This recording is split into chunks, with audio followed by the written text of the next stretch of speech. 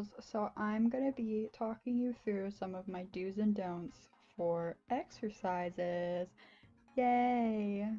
So I always personally like to start off with 7 to 10 minutes of some sort of cardio. So I like to ride the bike usually just because it's less high impact and I don't want to really give too much effort to do that. And then I like to roll out no matter what day I'm doing. Today I'm going to be doing legs, so I did a little bit more of that. And I honestly cannot express this enough. Do not roll out your lumbar spine, which is your lower back, with this roller. I like to kind of pop out my tailbone, which is a thing that I do, but always just roll out your upper back with this roller just because your lumbar spine is very, very weak and vulnerable, and I don't want to see anybody hurting themselves. So please just do not roll out your lumbar spine. That's all I gotta say. That's my TED Talk. Thank you. So this is me stretching out my quads, very not enthusiastically, but you gotta do it so you don't hurt yourself. Alright, well this is me doing some banded warm-ups with my peach bands, obviously, and I have literally had someone comment on one of my posts being like, glute warm-ups are stupid, warming up your muscles does nothing, activation is dumb, and I just like to pull out some scientific facts because I am a student and we have to peer review everything, fact check, you know how it is. So, here we go. So I found one meta-analysis about warming up your muscles and your physical performance. In this particular study, they found that there was a 79% increase in the performance after doing some sort of warm-up that was not just stretching. Although this is obviously great evidence, there's always the flaw of there always needs to be more research done, but for the most part, I believe in dynamic warm-ups.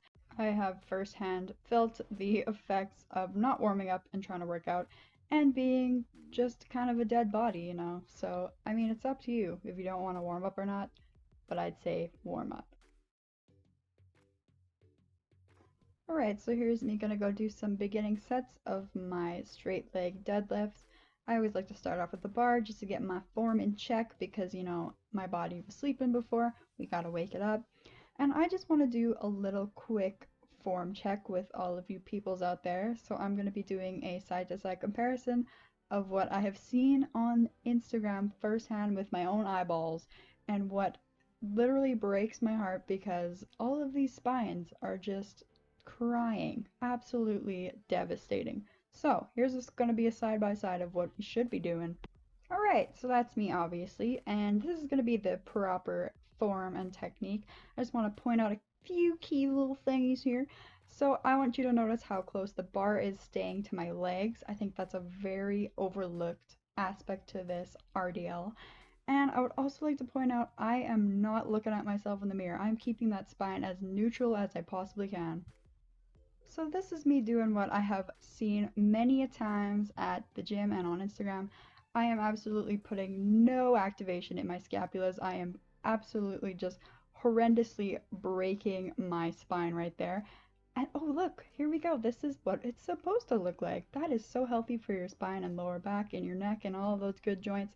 Oh, and there is my scapula going away. Oh, and I can see myself in the mirror, but I really don't want to. Oh, and where's that bar going? It's just going all the way away. And there we go. Engage your scapulas, keeping it low. There we go. Keep it close to the body. That is so healthy for your back. I love to see it. Alright, so here's a cool little side-by-side comparison where you can see my neck is very not neutral and there is absolutely no core engagement and my lower back is rounding on the right, which is so unhealthy for your lumbar spine. Like I've said before, it's very sensitive. It's got nothing really there. It's just on its own. You gotta protect it. Alright, so something I would like to clarify with talking about keeping your scapula engaged. So you have this humongous muscle on your back called your trapezius, which connects to your scapula and it helps to steady your arms and it actually helps to move your scapula as well in some ways. So you really want to engage this muscle. You also want to engage your rotator cuff muscles, which are your sits muscles, which are your supraspinatus, infraspinatus, teres minor, and your subscapularis. And if you really cannot engage these muscles, you're probably lifting too heavy and it will probably damage your shoulders, which I have actually experienced in my past when I did not know what I was doing. So please do not lift too heavy of weights if you cannot handle it. And another thing I'd like to clarify, you really want to focus on your hip hinge, which is kind of scooting your bum back and focusing on hinging from the hip rather than bending your knees and your spine. So here's a clip of me doing sumo deadlifts. I feel like this really gets it in the booty and it's really nice. I like to grab the bar in between my legs so my grip is not outside my legs, if that makes sense. And all the same rules apply basically as the RDL to this, keeping your spine neutral. And we're going to bend our knees as we come down, all in a beautiful symphony motion as to not damage our back, because safety is number one. And if you do not respect safety, then you can't work out because you will be a broken mess. Trust me on that. Wow, look at me go. That night I was not feeling so strong. My core was a little bit weak. So I did weight down to protect myself. Alright, so here we're doing more of the conventional deadlift, and I like to grab the bar outside of my legs as opposed to the inside for the sumo deadlift. And this one is all about the hinge, hip hinge as well. And I personally do not like to overextend or over squeeze my glutes at the top because I think that can sometimes arch your lower back and can cause pain that will shoot down like all the way down your legs. I've seen some people absolutely over hyperextend their lower back when they do this. I'm just praying for their backs, to be honest. Alright, here's a quick little clip of me being super cringy and sweaty, and yeah, nice. That looks great. Good for me. Ew, I can't watch this.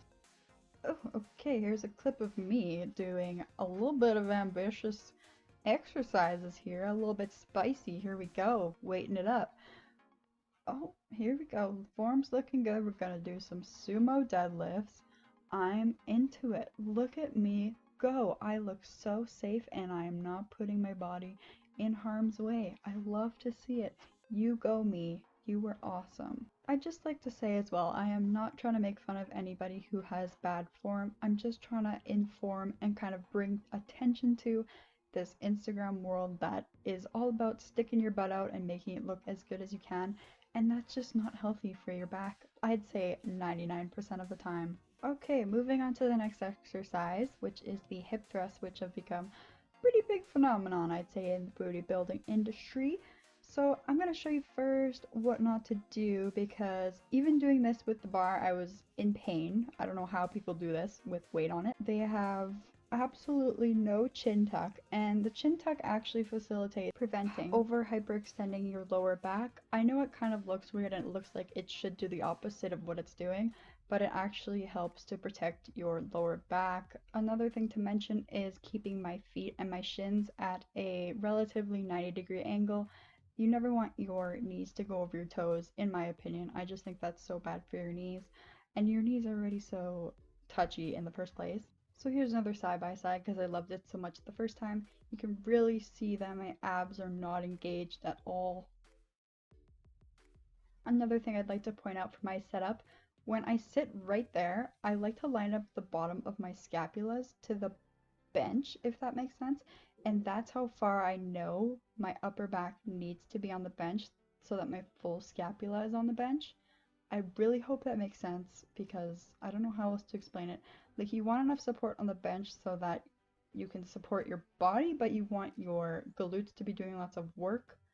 You know what I mean? Look at me dying. Oh my god. I'm so fun. Look at me. All alone. Alright, next schmexercise. This one is called the cable pull-throughs.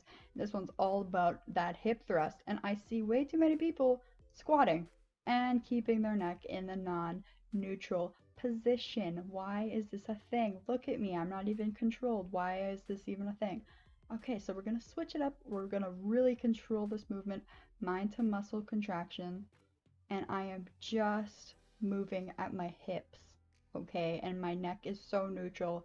Nothing has ever been more neutral. I am basically the color beige. So look at me there. Yep, we're pulling it through, and I'm not going to hyperextend my legs at my knees because that will hurt my knee. Another side by side look, because that's my new favorite thing. You can literally see on the left my glutes contracting through this movement. Look at them, they're literally squeezing, and that's what you want with that hip hinge, okay? Okay.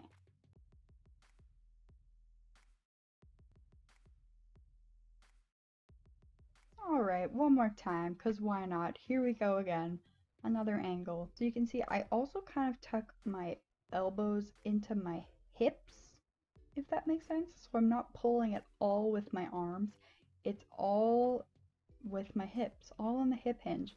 I'm not pulling the rope forwards at all. It's just my glutes are doing all of the work. Okay? I hope that makes sense. I really hope this makes sense. And I hope this video is helpful because I'm actually having the best time ever sitting in bed doing this right now. This is hilarious. Look at me. Right, well that's all I got for this video. When I filmed this, it was like 2:30 in the morning and I was pooped because I didn't want anybody else to be in the background of my videos because I got respect for other members. Let me know if you like this kind of video and if you want to see some more. Ew, there's literally no abs. What am I doing? Yeah, that's good. Alright, here's a few clips of my dog being sleepy.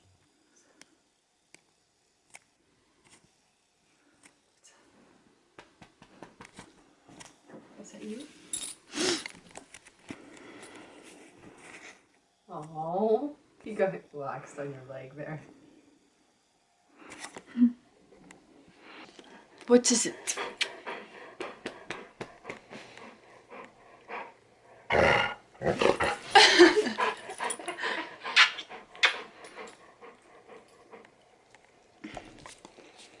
That's nice.